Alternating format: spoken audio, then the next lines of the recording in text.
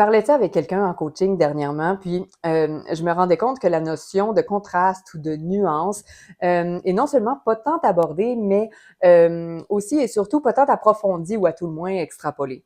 J'avais le goût d'amorcer aujourd'hui une sorte d'élargissement du concept finalement.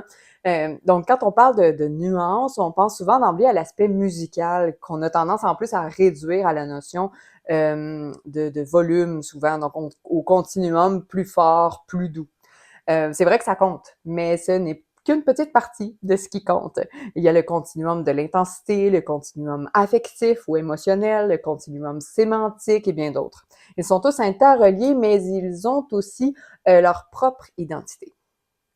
C'est un besoin de crédibilité, un besoin de vérité. Si c'est trop loin ou trop différent de la réalité, de mon expérience, de la vie vécue, on n'embarque pas. Ou en tout cas, c'est plus difficile de suivre l'artiste dans ce qu'il nous propose.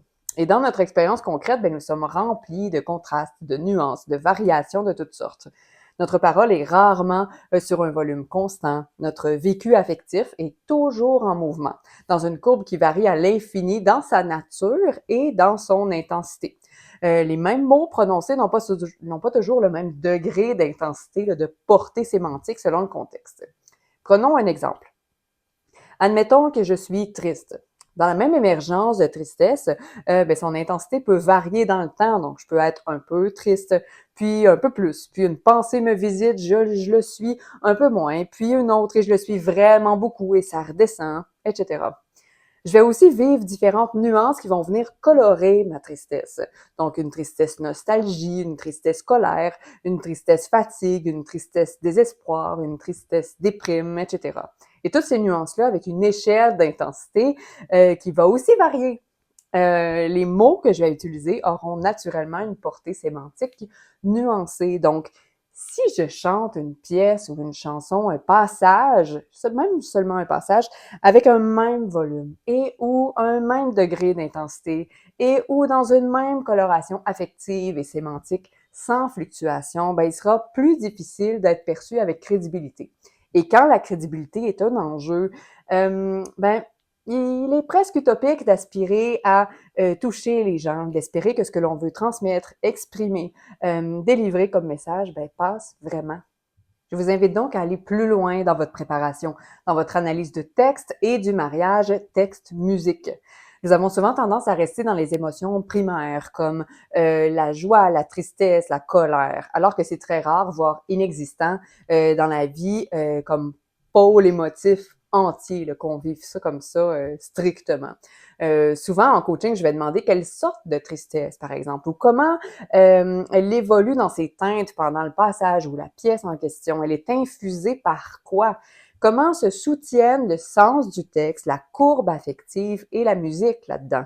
Quel est le sous-texte? On part d'où? Je vous mets le lien d'une vidéo en lien avec ça, qui est dédiée à ça.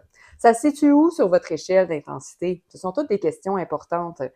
Je vous invite à explorer beaucoup aussi. Plus votre répertoire de possibilités travaillées est grand, plus vous êtes libre le jour J, dans le moment, plus vous êtes solide, peu importe l'inspiration spontanée qui vous traverse. La préparation, tout le travail en amont n'est pas pour créer un carcan dans lequel on resterait pris sous peine de s'écrouler. Là. Cette croyance-là peut faire en sorte qu'on soit rebuté même par cette étape-là. Pourtant, ce travail-là préalable est important plutôt pour nous libérer, pour qu'on puisse être créé, jouer tout en restant solide, en confiance, qu'on puisse oser sans craindre de tomber.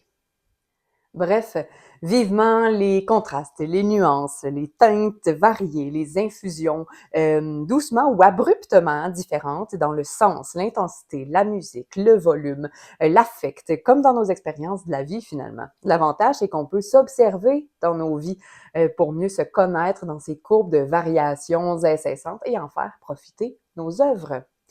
Pour un accompagnement professionnel, humain, global, venez nous joindre au Gym Vocal. Ce sera un plaisir d'être au service de l'artiste que vous êtes. À la prochaine! Vous trouverez juste en dessous un réchauffement vocal gratuit et un défi 4 jours pour améliorer un passage vocal difficile, gratuit aussi. N'hésitez pas!